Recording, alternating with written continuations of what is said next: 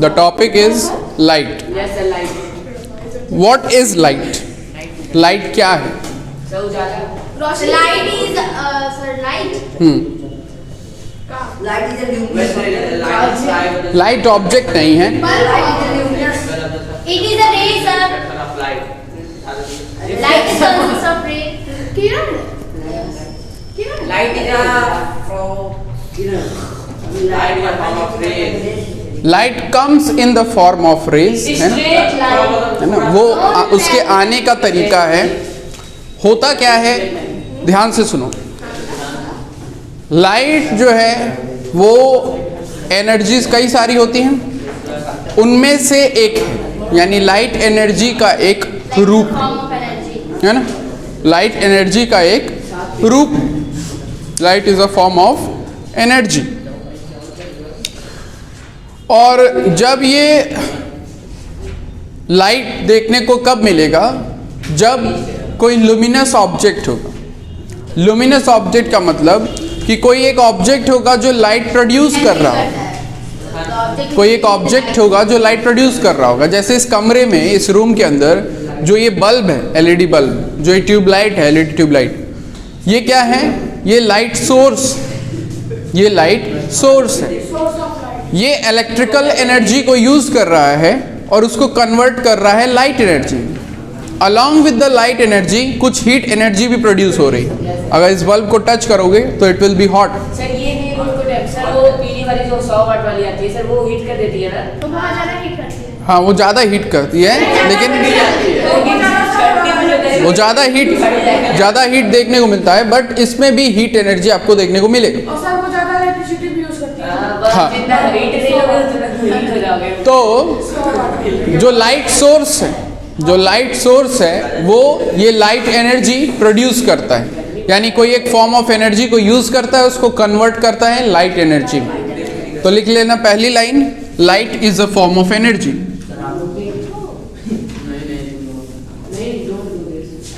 It is a form of energy. ये energy का एक रूप है, स्रोत नहीं, रूप है. स्रोत का मतलब सोर्स होता है.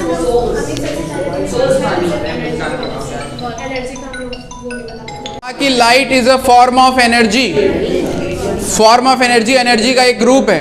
तो यानी एनर्जी के और भी रूप होते होंगे. Yes, sir. कौन से रूप हैं? Heat energy.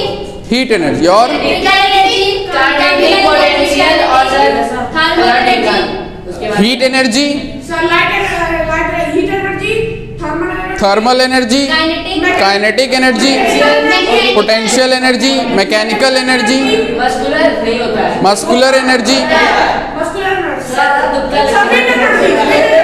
Wind energy, hydro electric energy, water energy, solar energy, है ना, जियोथर्मल एनर्जी, टाइडल एनर्जी, है ना. बहुत सारे एनर्जी के बहुत सारे फॉर्म्स हैं. Chemical energy हो सकता है. Chemical energy. तो एनर्जी के बहुत सारे फॉर्म्स हैं. उन फॉर्म्स में से ये एक है. उन फॉर्म्स में से लाइट ये Energy की definition का. एक है. Energy is the capacity to do work. वो जिसकी वजह से हम कोई काम कर सके. तो लाइट के लिए आपको लाइट एनर्जी अगर कहीं प्रोड्यूस हो रही है तो उसके लिए लाइट सोर्स भी होना चाहिए, जो कि इस कमरे में फिलहाल बल्ब काम कर रहा है ना.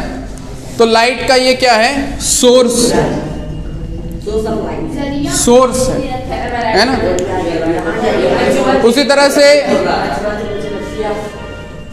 तरह से अर्थ के लिए या सभी प्लैनेट्स के लिए सन जो है वो यूनिवर्सल सोर्स ऑफ लाइट है ना, नेचुरल सोर्स ऑफ लाइट है.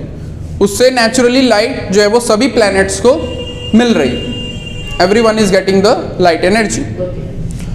तो जहां भी लाइट रहेगी तो वो कोई ना कोई प्रोड्यूस कर रहा होगा, और जो प्रोड्यूस करेगा वो सोर्स बन जाएगा. तो लिखना source of light. Sir, Jugnu? Sir, head It is natural source of. Source of light. तो लिखना the object which produces The object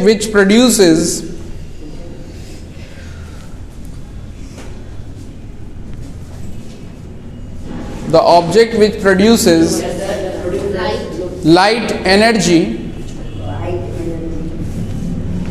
the object which produces light energy, that is luminous object, that is luminous object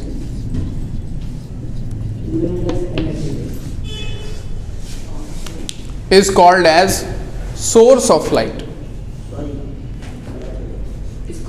is called as source of light, is called as source of light, है ना। तो light energy के atmosphere में होने के लिए light का source का होना जरूरी है। जब सोर्स रहेगा तो लाइट प्रोड्यूस करेगा, और वो किसी न किसी एनर्जी को कन्वर्ट कर रहा होगा लाइट एनर्जी को प्रोड्यूस करने के लिए, because we know that science says that energy can neither be created can nor be destroyed. तो लाइट एनर्जी अपने आप क्रिएट नहीं कर सकते हम, है ना, चेंज कर सकते हैं उसका फॉर्म। तो उसको लाने के लिए किसी न किसी और एनर्जी को कन्वर्ट किया गया होगा। जैसे यहां पे इस कमरे में ये बल्ब है, तो ये यूज कर रहा है इलेक्ट्रिक करंट, तो इलेक्ट्रिक करंट भी क्या है, एक एनर्जी का रूप है, इलेक्ट्रिकल एनर्जी। इलेक्ट्रिकल एनर्जी को ये लाइट बल्ब लाइट में कन्वर्ट कर रहा है। तो यहाँ पे अगर पूछा जाए कि बल्ब क्या कर रहा है, बल्ब कैसे वर्क कर रहा है, बल्ब लाइट एनर्जी कैसे प्रोड्यूस कर रहा है, कौन सा कन्वर्जन इसके पीछे है, तो हम बोलेंगे कि एन इलेक्ट्रिकल डिवाइस या an electrical bulb uses electrical energy, converts electrical energy into light energy. तो बल्ब की जो वर्किंग के फिनोमिना है उसमें ये आ जाएगा, uses electrical energy converts into light energy, है ना। उसी तरह से अगर हम ले लें बैटरी सेल, है ना, सेल जो आती, पेंसिल सेल, ड्राई सेल जिसको बोलते हैं, तो वो सेल क्या करती है, वो यूज करती है केमिकल एनर्जी। उसके अंदर केमिकल्स होते हैं, है ना, जिंक क्लोराइड वगैरह का पेस्ट होता है उसके अंदर, वो अलॉन्ग विद द कार्बन और जो मिक्सचर होता है उसमें रिएक्शन होता है, उस रिएक्शन से केमिकल एनर्जी कन्वर्ट हो जाती है इलेक्ट्रिकल एनर्जी में। तो वो बैटरी जो है वो केमिकल एनर्जी को यूज करके इलेक्ट्रिकल एनर्जी प्रोड्यूस कर रही है ना। इसी तरह से फोटोसिंथेसिस एक प्रोसेस है जिसमें कि आपका रेस्पिरेशन ले लो, रेस्पिरेशन एक प्रोसेस है जिसमें आपका ऑक्सीजन को यूज किया जा रहा है, और जो ग्लूकोज के मॉलिक्यूल्स हैं उनको ब्रेक करते हैं तो उससे एटीपी मॉलिक्यूल्स बनते हैं, जो कि अगेन एक टाइप ऑफ एनर्जी मॉलिक्यूल्स है। तो वहाँ पे भी क्या किया गया है, जो फूड सब्सटेंस है यानी केमिकल है वो ग्लूकोज, तो केमिकल एनर्जी वहाँ पे कन्वर्ट हो रहा है किसमें, हीट एनर्जी या जो भी एनर्जी यूज कर रही है बॉडी। तो एनर्जी का हमेशा कन्वर्जन देखने को मिलेगा, वो एक फॉर्म से दूसरे फॉर्म में चेंज हो रही होगी, है ना। जैसे हम डैम की बात करें तो डैम में वाटर को एट अ हाइट स्टोर कर दिया जाता है, फिर वो वाटर को गेट से अलाउ किया जाता है फॉल करने के लिए। जब वो फॉल करते हैं वाटर फ्रॉम अ हाइट, तो एक टरबाइन नाम का डिवाइस होता है, उस टरबाइन की ब्लेड्स पर वो पड़ते हैं और टरबाइन जो है वो रोटेट करने लगते हैं और वो रोटेशनल मोशन में आ जाता है। उस टरबाइन से कनेक्टेड होता है जनरेटर, जनरेटर में वो मैकेनिकल एनर्जी कन्वर्ट होने लगती है इलेक्ट्रिकल एनर्जी में, तो वहाँ पे इलेक्ट्रिसिटी प्रोड्यूस होने लगती है। तो वहाँ पे जो वाटर में स्टोर्ड था पोटेंशियल एनर्जी, हाइट की वजह से जो एनर्जी आती है वो potential energy, gravitational potential energy, वो फाइनली कन्वर्ट हो गई किसमें, इलेक्ट्रिकल एनर्जी। तो इस तरह से आपको बहुत सारे एग्जांपल्स मिल जाएंगे जहाँ पे एनर्जी अपना फॉर्म चेंज कर रही है। तो उनमें से एक की बात कर रहे हैं हम, लाइट। तो ये तो हुआ लाइट एनर्जी होता क्या है। अब लाइट एनर्जी करता क्या है, what is the main important function of light. इस रूम में लाइट है तो ये लाइट की वजह से क्या हो रहा है?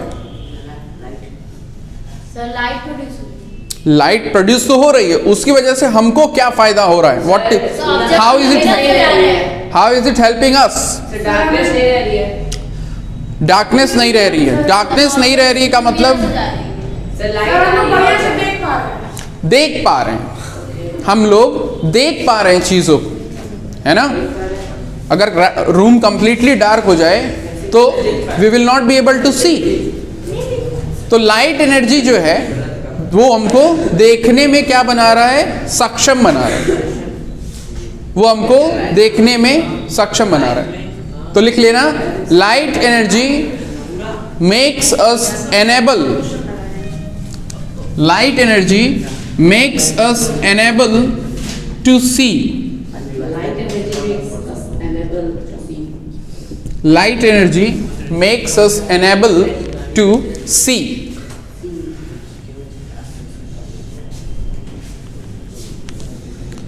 तो अगर कोई पूछे लाइट एनर्जी क्या है, तो हम वहां पे ये भी डेफिनेशन दे सकते हैं कि light energy is that form of energy which makes us enable to see, जो हमको देखने में मदद करती है. अब ये देखने में मदद कैसे कर रही है? How is it working? क्या हो रहा है? ये बल्ब जला, लाइट निकली, क्या हो रहा है?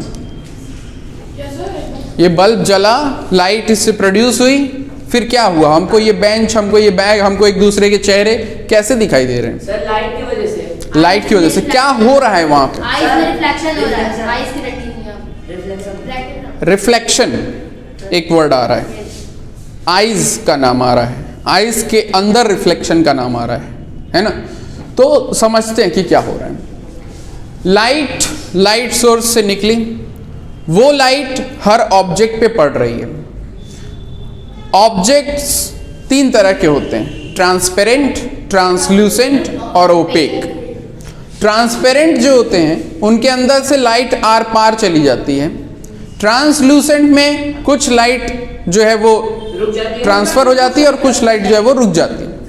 और ओपेक जो होते हैं उसमें कंप्लीटली रुक जाती है ना? तो जो हमारे आसपास है उनमें मैक्सिमम ऑब्जेक्ट्स जो हैं वो ओपेक नेचर के. अब इन पे जब लाइट पड़ती है तो लाइट इनसे टकराती है और लाइट वापस जाती है. लाइट सरफेस से टकराती है और वापस जाती है. तो लाइट जैसे मेरे फेस पे पड़ रही है और मेरे फेस पे पड़ने के बाद रिफ्लेक्ट होके जा रही है. तो रिफ्लेक्ट होकर के ये रैंडमली किसी भी डायरेक्शन में जा सकती है. और जब ये रिफ्लेक्ट होकर के जा रही है तो आपके आईज तक पहुंच रही है. और हमारी बॉडी के अंदर जो ऑर्गन लाइट को रिसीव कर सकता है वो है आईज. आईज ही हैं जो लाइट को डिटेक्ट कर सकती हैं. तो ये लाइट रेज आपकी आईज के अंदर एंटर करती हैं और फिर वहां पे इमेज फॉर्मेशन होता है. तो रिफ्लेक्शन इज द फिनोमेना जो हमारा यहाँ पे मदद कर रहा है. तो ये लाइट का नेचर है, वो ये प्रॉपर्टी दिखा रहा है. कौन सा? रिफ्लेक्शन वाला, कि वो जाता है ऑब्जेक्ट से टकराता है, टकरा के वापस चला जाता है. तो लिखना reflection. Reflection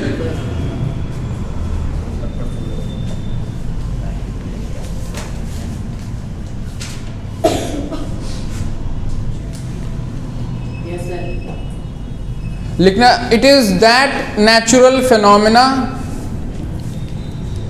it is that natural phenomena. लिखते फिनोमेनन है, पढ़ते फिनोमेना है. It is that natural phenomena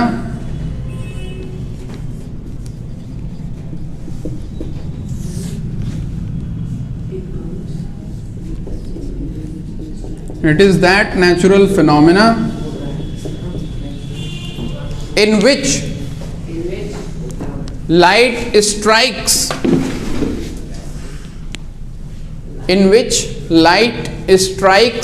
an object. Light strikes an object.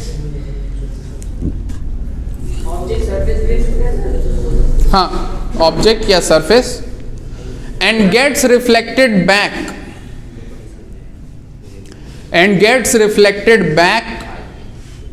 in the same medium, and gets reflected back in the same medium.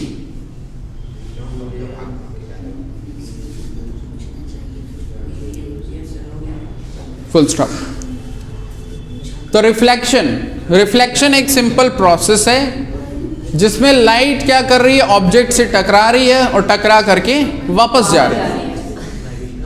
जब ये वापस जा रही होती है तो जब ये कोई सोर्स इसको रिसीव करने वाला है, जैसे हम लोग, तो हमारी आईज जो है वो इसको रिसीव कर रही हैं। तो जब ये लाइट रेज हमारी आईज के अंदर जा रही है तो इमेज फॉर्मेशन होता है, राइट। तो हमारी आईज में रिफ्लेक्ट करती है ना? आईज में रिफ्लेक्शन नहीं होता है, आईज रिसीव कर रही हैं। आईज कैसे वर्क करती हैं वो जब बताऊंगा तो ज़्यादा समझ में आएगा। अभी फ़िलहाल इतना समझ लो कि आपकी जो आईज है, आईज के फ्रंट पार्ट में जो सर्कुलर पोर्शन है उसमें बीच में एक गैपिंग होती है ना, उसको हम प्यूपिल कहते हैं। एक छोटा सा होल होता है ब्लैक कलर का स्पॉट, उस प्यूपिल से लाइट रेज अंदर जाती आँख के, फिर आँख के अंदर उसको मिलता है लेंस। आईज के अंदर लेंस होता है, वो लेंस से वो लाइट रेज क्या हो जाती हैं, जो लेंस होता है वो कॉन्वेक्स नेचर का होता है। अभी हम लोग पढ़ेंगे लेंस कितने टाइप के। तो कॉन्वेक्स लेंस हमारी आईज के अंदर पाया जाता है, और कॉन्वेक्स लेंस की प्रॉपर्टी ये है कि वो लाइट को कन्वर्ज करा देता है। कॉन्वेक्स लेंस कुछ ऐसा होता है, तो जब लाइट रेज इस पे पड़ती हैं तो ये उनको कन्वर्ज करा देता है, यानी उनको एक पॉइंट पे मिला देता है। और वो पॉइंट हमारे आईज के पीछे जब हम जाएंगे आँख के अंदर, तो आईज के अंदर जो पीछे स्क्रीन का काम करता है, जहां पे ये मीट करते हैं जाकर के, वो होता है रेटिना, रेटिना ऑफ द आई। तो रेटिना पे सेल्स होते हैं, वो सेल्स पे जब ये लाइट एनर्जी पड़ती है तो वो सेल्स इस नेचर के बनाए गए हैं कि इस लाइट एनर्जी को पाते ही वो एक्टिवेट हो जाते हैं। एक्टिवेट होने का मतलब वो सेल्स इस एनर्जी का यूज करके एक कन्वर्ट करके एक नया सिग्नल तैयार करते हैं, और वो इलेक्ट्रिकल नेचर का होता है, यानी एक इम्पल्स तैयार करते हैं। तो ये जो एनर्जी, लाइट एनर्जी उस पर पड़ी, उससे वो एक इलेक्ट्रिकल सिग्नल तैयार करता है, और ये इलेक्ट्रिकल इम्पल्स वहाँ से आईज से कनेक्टेड होती हैं optic nerves, nerve cells, neurons. वो नर्व्स इस सिग्नल को कैरी करती हैं ब्रेन तक। तो ये सिग्नल ब्रेन तक ले जाया जाता है, ब्रेन इसको प्रोसेस करता है और फिर हमको अपने आसपास ऑब्जेक्ट्स दिखाई देते हैं। जैसे हमको, हम जो जिस एनवायरनमेंट में रह रहे हैं ये 3 डायमेंशनल है ना, तो यहाँ पे आपके जो बॉडी में है 2 आईज प्रोवाइड किए गए। तो 2 आईज होने का भी कारण है because both of the eyes are creating 2 images and these 2 images are merged together. इनको मिलाने का, मर्ज करने का काम ब्रेन में होता है, और मर्ज होने पे फिर एक जो है एक ऐसा 3D इमेज तैयार होता है जो हमारा ब्रेन क्रिएट करता है और फिर वो हमको दिखाई देता है, राइट। प्लस जो भी ऑब्जेक्ट से कलर आ रहा है वो कलर, उस ऑब्जेक्ट से जो भी जितनी अमाउंट की लाइट आ रही है लाइट, ये सारी चीज़ें हमारा ब्रेन आइडेंटिफाई करने में मदद करता है ना। प्लस जो आफ्टर रिफ्लेक्शन इमेज बनती है वो इमेज रियल इमेज होती है, और रियल इमेज जो होती है वो इन्वर्टेड होती है, उल्टा बनती है, तो उसको भी करेक्ट करने का काम ब्रेन करता है। तो इसलिए सारी प्रोसेसिंग का काम जो है वो ब्रेन में हो रहा है, और जो फिजिकल प्रोसेस है वो आईज में चल रहा है। तो eyes are the camera which are receiving the things, and brain is the processor which is processing that information and creating the image and making you visualise the things around you, है ना। अच्छा sir, ऐसा क्यों होता है कि किसी के ऐसा जो ये ब्लैक स्पॉट होते हैं वो किसी के ब्लैक होते हैं, किसी के ब्राउन होते हैं? ये जो हमारे आईज के सामने ये गोल वाला पोर्शन होता है ये एक मसल का बना होता है, मसल का, इसको कहते हैं आइरिस, IRIS, आइरिस। तो ये आइरिस जो मसल है किसी की ब्लैक कलर की होती है, किसी की ब्राउन कलर की होती है, किसी की ब्लू कलर की, तो उस वजह से जो है आईज में कलर आता है, आइज की कलर के लिए वो रिस्पॉन्सिबल होता है, और ये जेनेटिक होता है, मदर फादर से ट्रांसफर होता है ना। तो जैसा जीन्स में रहेगा वैसा हमारे ऊपर बॉडी पर।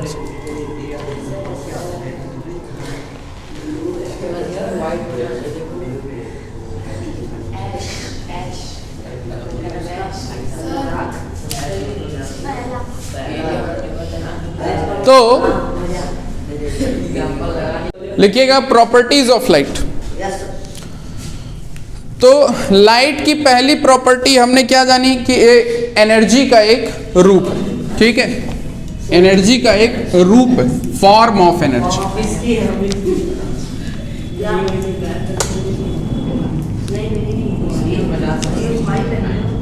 It is a form of energy, लिख चुके हो ऑलरेडी।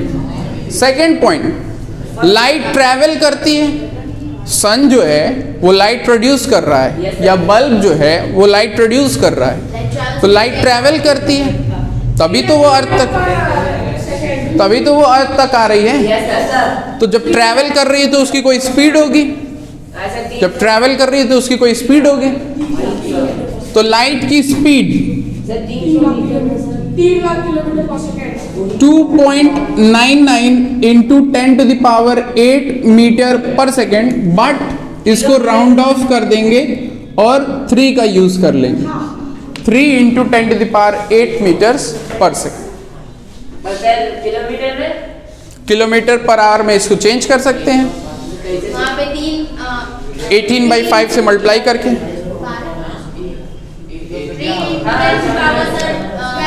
3 इंटू 10⁸,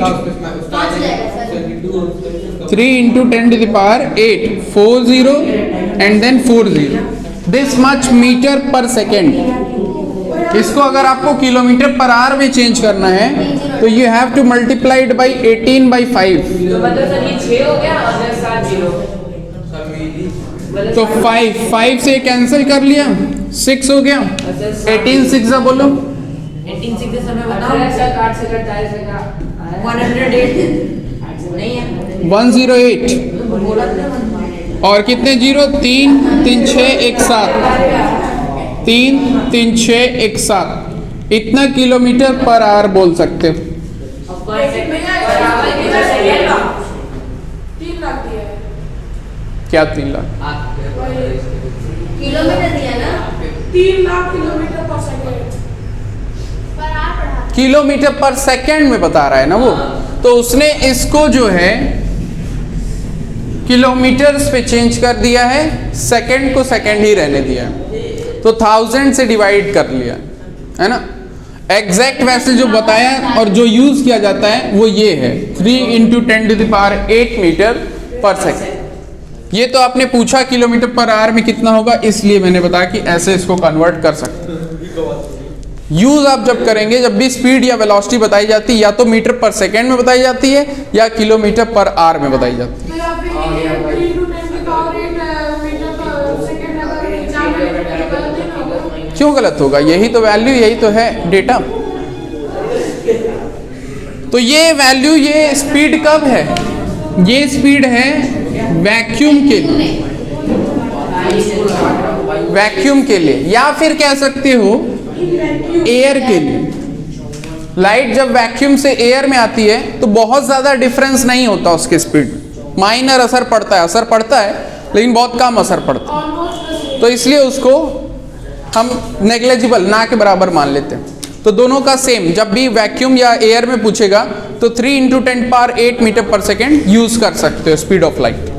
ये हो गया दूसरा कैरेक्टरिस्टिक, दूसरी प्रॉपर्टी। थर्ड प्रॉपर्टी पे आते हैं।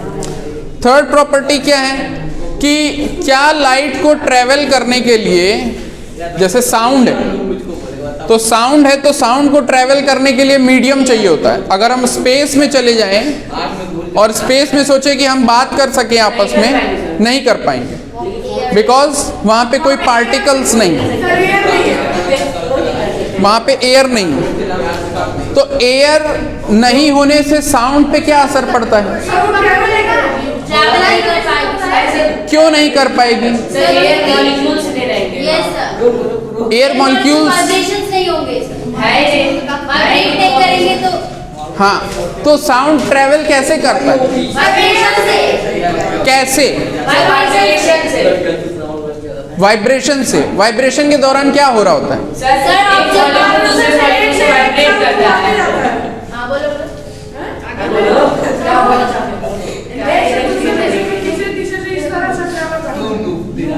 चौथे में नहीं बोलता है, ये बोला ना। तो जब हम साउंड प्रोड्यूस कर रहे हैं, जैसे मैं इस वक्त बोल रहा हूँ, शांत जाओ भाई, जैसे हम इस समय बोल रहे हैं, तो जब मैं बोल रहा हूँ तो what I am doing, I am producing vibration vibration into the years. By the help of what? आप किसकी मदद से बोल पा रहे हो? आप किसकी मदद से बोल पा रहे हैं? आपकी बॉडी में कौन सा organ? Voice box. Voice box. Voice box में क्या होता है? हाँ लाइन।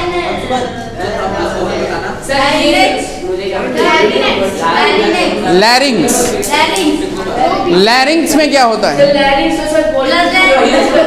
वाइब्रेशंस होते हैं। लैरिंग्स में वाइब्रेशंस नहीं होते हैं। सर वो लैरिंग्स में मेम्ब्रेन होती यस है। सर वो हिलता है सर, साउंड प्रोड्यूस होती है। लैरिंग्स में मेम्ब्रेन होती है, एक मसल की लेयर होती है। तो जब हम बोलते हैं तो हम एयर ब्लो करते हैं, हवा फूंकते हैं गले से, तो वो लैरिंग्स के थ्रू, वॉइस बॉक्स के थ्रू आता है। वो लैरिंग्स वाइब्रेट करने लगता है, मेम्ब्रेन वाइब्रेट करने लगती है। उसके वाइब्रेशन से जो एयर मॉलिक्यूल्स हैं उनमें वाइब्रेशन आ जाता है, और वो मॉलिक्यूल्स का वाइब्रेशन जो है वो ट्रांसफर होते चले जाता है। और कहाँ तक पहुँच रहा है? आपके कान तक। आपके कान में ईयर कैनाल है, ईयर कैनाल में वो वाइब्रेशन अंदर जाएगी, क्योंकि कान के अंदर भी हवा, कान के अंदर भी हवा है, तो उस हवे में भी वो डिस्टरबेंस वाइब्रेशन जाएगी, और लास्ट में जब वो पहुंचेगी आपके कान के बिल्कुल अंदर, तो उसको मिलेगा ईयर ड्रम। ईयर ड्रम भी आ जाएगा वाइब्रेशन में, है ना? और फिर ईयर ड्रम से कनेक्टेड होते हैं, नहीं नहीं नहीं, अरे वो तो बाद में ऐसा ईयर ड्रम से कनेक्टेड होते हैं 3 बोन्स, हैमर, एनविल और स्टिरअप। हैमर, एनविल और स्टिरअप। तो ईयर ड्रम जब वाइब्रेट करता है तो उसके साथ अटैच जो ये तीनों बोन होते हैं वो भी वाइब्रेट करने लगते हैं, और उनके वाइब्रेशन से अटैच होता है कॉक्लिया। कॉक्लिया कॉक्लिया आपके ईयर का इनर पार्ट है। कॉक्लिया आपके ईयर का इनर पार्ट है। उस कॉक्लिया के अंदर भरा होता है एक फ्लूइड। उस फ्लूइड में होते हैं ऑडियो सेंसरी सेल्स।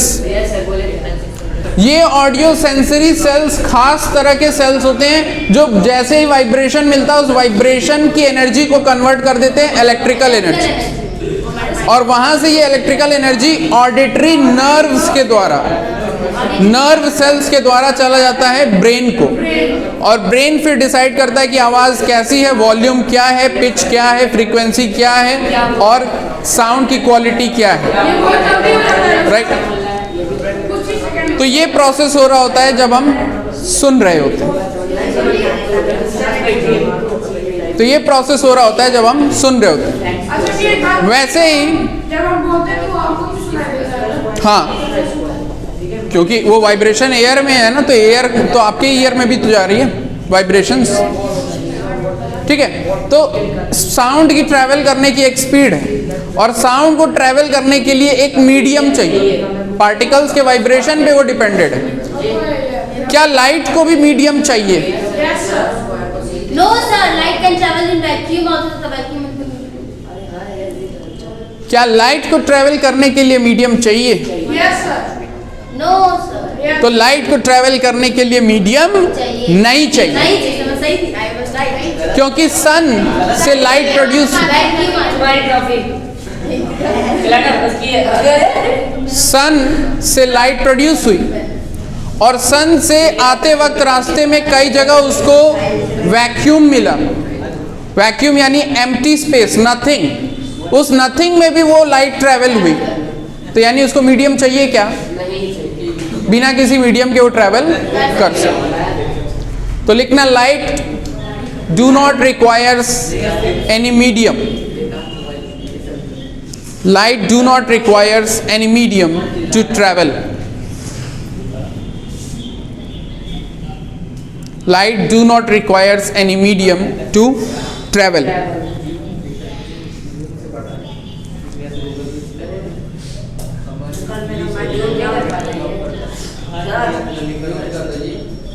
तो आफ्टर अ लॉन्ग डिस्कशन हम किस कंक्लूजन पे पहुंचे कि light do not requires Any medium to travel.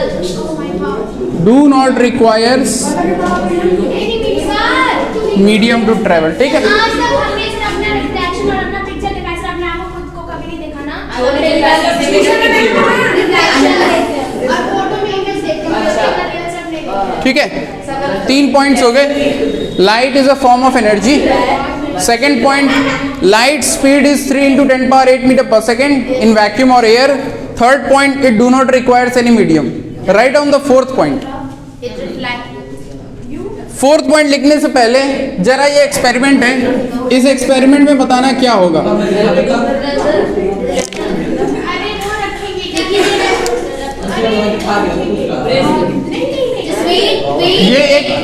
ये एक कार्डबोर्ड है, ये एक कार्डबोर्ड है। इस कार्डबोर्ड पे स्लिट बना दिया, SLIT स्लिट, एक छोटा सा टुकड़ा कट कर दिया, है ना।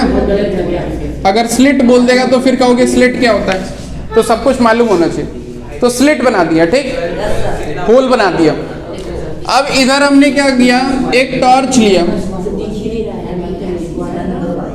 इधर हमने क्या किया, एक टॉर्च लिया।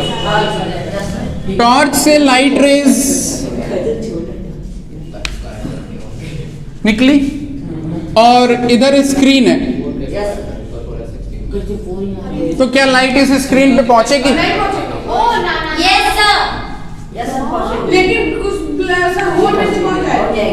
नहीं पहुंचेगी। नहीं पहुंचेगा। तो मैंने तो कहा था नहीं पहुंचेगी। ऊपर किया है तब पहुंचे। जब आप ये टॉर्च को ऊपर रखा तब इसके रखेंगे तो पहुंच जाएगा। सर क्योंकि वो इस स्लिट ट्रैवल करती है। इस स्लिट के स्ट्रेट पाथ, ऐसे टेढ़े मेढ़े से नहीं सभी जाती। कौन सी लाइट है स्ट्रेट लाइट। इस स्लिट के सामने रहेगा टॉर्च, तो लाइट जो है वो उस स्लिट से पार होकर के स्क्रीन पे पहुंच जाएगी। अच्छा मेरा एक बात बताइए, अगर पहुंच जाती है लेकिन उसकी रेस थोड़ा सा इधर भी जाती है ना।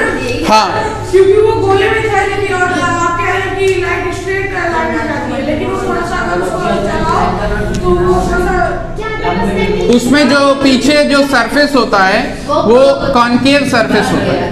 उस कॉनकेव सरफेस की वजह से लाइट जो है वो थोड़ा सा ऐसे होकर के जाती है, मतलब लाइट की एक बीम बनती है, बट स्टिल वो बीम स्लिट के पास नहीं पहुंचे।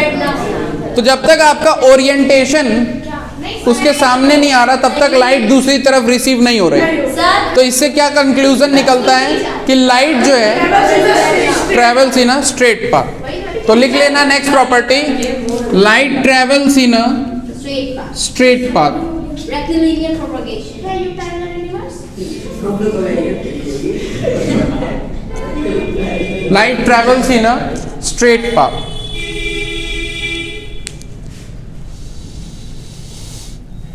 Light travels in a straight path.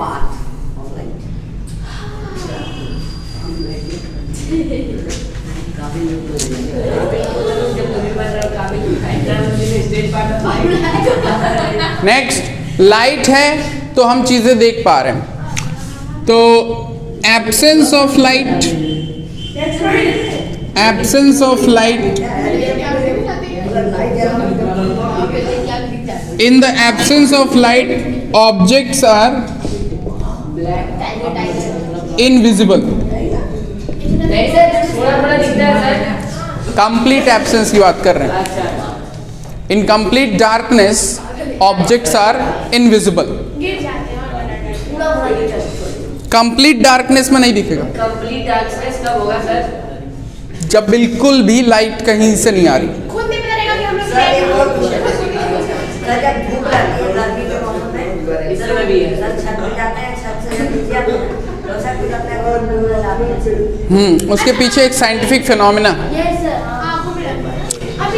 Good question. कह रहे हैं कि जब हम धूप में जाते हैं और धूप से नीचे आते हैं तो हमको ऐसा क्यों लगता है अच्छा भैया, कि एक और क्वेश्चन है, अगर इसी लाइट अच्छा बहुत देर तक देखो उसके बाद आंखों बंद हो रहा है तो उसी के साथ ऐसा नहीं होता है ना? उसके पीछे भी एक साइंटिफिक फिनोमेना है। तो आपके आईज के अंदर एक पार्ट होता है सिलियरी मसल्स और आइरिश कह लो, सिलियरी मसल्स नहीं, सर 124x से फॉर्मूले से a² + b² + 2ab। तो लाइट, सडन लाइट, जब लाइट ज़्यादा होती है एटमॉस्फेयर में तो आपकी जो आइरिश है, आइरिस वो जो है एक्सपैंड और कंट्रैक्ट कर सकती है ना, इंटरनली, बाहर का पोर्शन नहीं, इंटरनली। तो जो आइरिस जब एक्सपैंड करती है,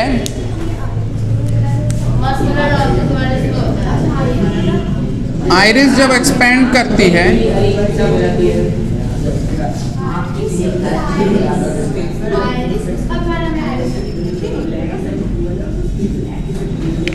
तो आइरिस के वजह से बीच में जो होल क्रिएट हो रहा है वो है प्यूपिल। वो प्यूपिल अमाउंट ऑफ लाइट कंट्रोल कर रही, कितनी लाइट अंदर जानी चाहिए आईज की, सराउंडिंग के हिसाब से कितनी लाइट अंदर जानी चाहिए। बिकॉज आईज के अंदर है कॉन्वेक्स लेंस, वो कॉन्वेक्स लेंस क्या करता है, लाइट को कन्वर्ज करता है और एक पॉइंट पे फोकस कराता है।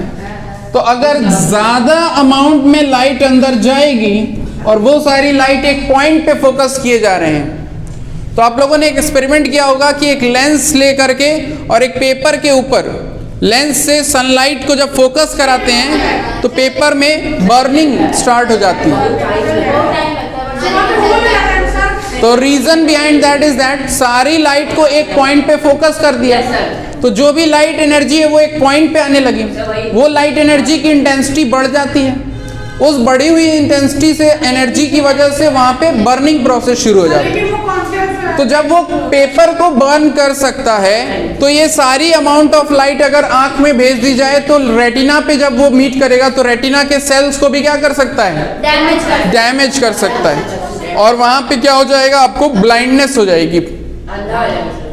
इसीलिए कहते हैं कि जब वेल्डिंग वगैरह हो रही होती है तो उसको आंखों से डायरेक्टली ना देखो, बिकॉज वहां पे स्पार्क, बहुत ज्यादा लाइट प्रोड्यूस हो रही है।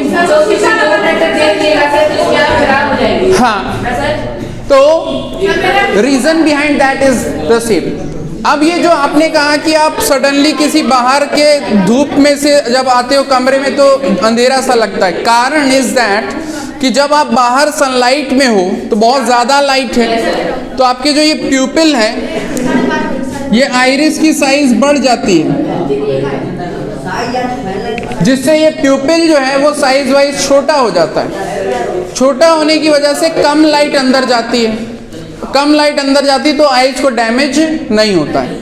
इसलिए ये प्रॉपर्टी आइरिस को दी गई है, एक्सपैंड करने की और कंट्रैक्ट करने की। देन जब आप सडनली आते हो, सनलाइट वाले एटमॉस्फेयर से एक नॉर्मल रूम में जहाँ की लाइट कम है, तो उस टाइम पे भी प्यूपिल जो है अभी उसी साइज का है। तो अब लाइट एटमॉस्फेयर में कम है और प्यूपिल छोटा है, तो कम लाइट प्लस साइज छोटी तो और कम लाइट अंदर जाएगी, तो आपको क्या अंदर मालूम पड़ता है, अंधेरा सा मालूम पड़ता है। थोड़ी देर में ये प्यूपिल वापस अपनी साइज पे आ जाता है, तब आपको फिर लाइट ठीक ठीक सब कुछ दिखना शुरू कर देता है। और जो समय पूछा था है ना, यही चीज होता है जब हम सिनेमा हॉल या थिएटर में जाते हैं तो वहाँ कंप्लीट डार्कनेस होता है, बाहर प्रॉपर सनलाइट है, लाइट है, तो प्यूपिल की साइज बढ़ी हुई होती है ना। और जब हम जाते हैं सिनेमा हॉल, थिएटर में, तो अंदर अंधेरा है, लाइट बहुत कम है, तो सॉरी, ये प्यूपिल जो है वो पूरा खुला होता है, साइज वाइज छोटा होता है। और जब हम थिएटर में पहुंचते हैं तो ये अभी भी छोटा है, तो लाइट वहाँ है नहीं, प्लस प्यूपिल की साइज भी छोटी, तो अमाउंट ऑफ लाइट जो अंदर जाएगी वो और कम हो गई। तो लाइट जब अंदर कम जाएगी तो हम देख पाएंगे? नहीं देख पाएंगे। तो जब हम थिएटर में एंटर करते हैं हॉल में, तो हम सडनली जो है उस एटमॉस्फेयर में देख नहीं पाते हैं, बट 1 मिनट या आधे मिनट के अंदर, कुछ सेकंड्स के अंदर हमारी आईज अपने आप को एडजस्ट करती हैं। तो उस दौरान क्या होता है, ये आइरिस जो होती है ये थोड़ा सा कंट्रैक्ट कर जाती है, सिकुड़ जाती है। तो उससे जो प्यूपिल की साइज है, वो प्यूपिल की साइज क्या होती है, बढ़ जाती है, यानी गैपिंग बढ़ गई। गैपिंग बढ़ गई तो ज़्यादा से ज़्यादा मात्रा में लाइट जो भी है, भले ही कम है, वो ज़्यादा से ज़्यादा आंखों में जाएगा और उसकी वजह से इमेज फॉर्मेशन होना शुरू हो जाएगा। तो हमको समझ में आने लगता है कि ये रो है, ये सीट है, वहाँ जाके हम बैठ सकते हैं। तो उतना देखने में हम कैपेबल हो जाते हैं। और वैसा जो अचानक से धूप में चल जाए तो सर जो प्यूपिल बड़ा रहता है, तो सर उसके आप लोग मतलब सर टाइम देखेंगे अचानक से अंदाज यूनिफॉर्म मतलब क्या होता है? हाँ, light is explained on the basis of 2 theories. One is called particle theory, the other one is called wave theory. दो थ्योरीज बनी क्योंकि साइंटिस्ट्स ने स्टडी की लाइट के ऊपर और अभी भी करते चले जा रहे हैं, और दो तरह से लाइट को समझा गया। पार्टिकल थ्योरी में ये बताया गया कि लाइट जो है वो छोटे छोटे पार्टिकल से बना है, और उन पार्टिकल्स को कहा जाता है फोटॉन्स। फोटॉन्स जो है वो क्या होते हैं, small bundles of energy, packets of energy, और ये एनर्जी के पार्टिकल्स एक सोर्स जो है उससे निकल रहे हैं और दूसरी तरफ जा रहे हैं स्ट्रेट लाइन में। तो ये लाइट को बना रहे हैं, लाइट रे का फॉर्मेशन कर रहे हैं। और दूसरा कह रहा है कि लाइट एक रेडिएशन है और वेव के रूप में ट्रैवल कर रहा है। दो तरीके हैं समझने के, दो थ्योरीज हैं। जब आप 11th-12th में आएंगे तब आपको मैं लाइट कहूंगा कि लाइट इज अ वेव, ठीक है। अभी आपको बताएंगे कि दो थ्योरीज हैं, ठीक है, क्योंकि तब हम कंफर्म हो गए हैं। 11th में आते आते आपको ऐसे ऐसे चीजें दिखाएंगे लाइट के ऊपर करते हुए कि लाइट को आप कहोगे कि हाँ लाइट इज अ वेव। तो अभी वो प्रोसेसेस ऐसे हैं, डिफ्रैक्शन, इंटरफेरेंस की, वो सब जो है थोड़ा सा बाउंसर जाएंगे आपको। तो इसलिए अभी फिलहाल इतना समझिए कि दो थ्योरीज है। तो लाइट इज अ रेडिएशन, है ना। तो रेडिएशंस जो होती हैं वो कई तरह की होती हैं, जैसे gamma rays, X rays, UV rays, microwaves, infrared, ultraviolet, है ना। ये सब अलग अलग तरीके की रेडिएशंस।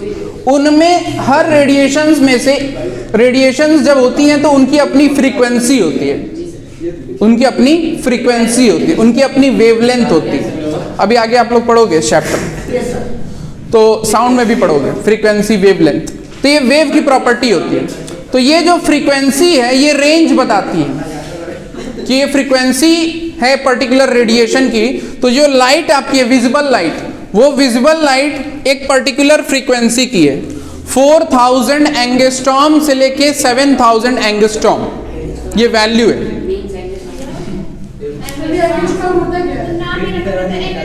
4000 एंगस्ट्रॉम, एंगस्ट्रॉम एक यूनिट होती है। एंगस्ट्रॉम कहते हैं 10 to the power -10 मीटर्स को, 10 to the power -10, और 7000 एंगस्ट्रॉम,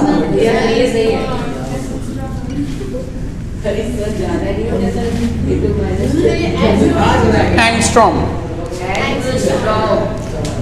तो 4000 से 7000 तक की जो फ्रीक्वेंसी है, उस फ्रीक्वेंसी की लाइट को आप देख सकते हो। 4000 से बिलो है तो भी आप उसको नहीं देख पाओगे, 7000 एंड अबव है वो भी आप नहीं देख पाओगे। यानी अल्ट्रावायलेट रेडिएशन आप देख सकते हो क्या?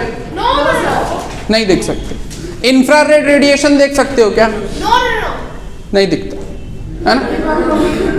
टीवी रिमोट से जो निकलता है इंफ्रारेड नहीं दिखता।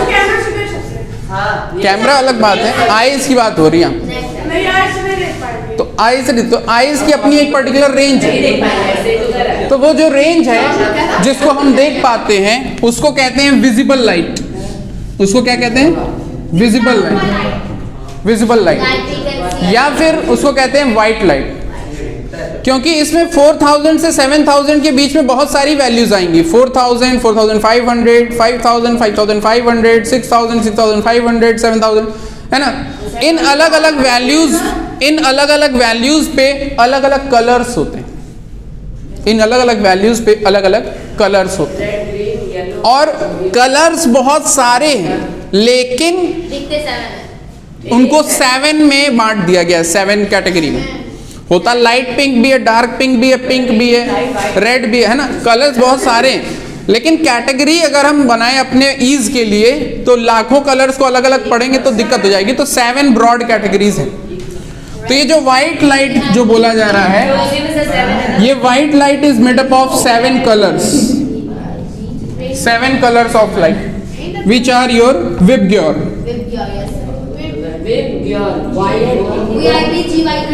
VIBGYOR, violet, indigo, blue, green, yellow, orange, red.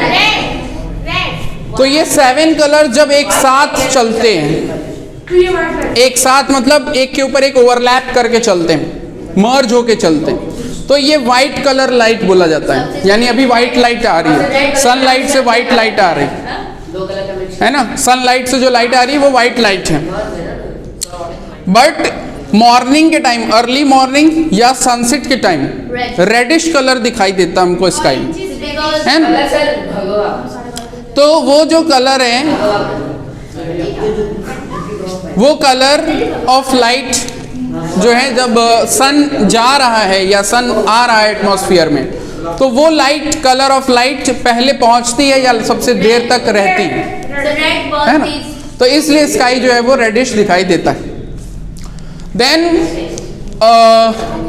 आप ऐसा समझ सकते हो कि जैसे 7 स्टूडेंट्स हैं, 7 स्टूडेंट्स अगर एक साथ एक वेलोसिटी में एक साथ चल रहे हैं, तो अगर साइड से कोई इंसान देखेगा तो उसको लगेगा एक ही लड़का जा रहा है। बट 7 जब अलग अलग स्पीड से जाएंगे तो सातों को अलग अलग आइडेंटिफाई किया जा सकता है।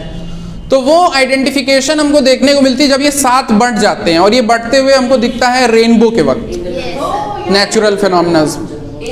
तो रेनबो में हमको ये कलर्स देखने को मिलते है ना। तो लिख लेना, the visible light is made up of 7 colours, visible light is made up of 7 colors. The visible light made up of Visible light is made up of 7 colors called Vibgyor. Sir visible light is made up of 7 colors called Vibgyor. Violet, indigo, blue, green, yellow, orange, red. Sir जो मर्ज होके रहते हैं sir, सब 2 colour का एक mixture और आ जाता है, कलर ऐसे सर।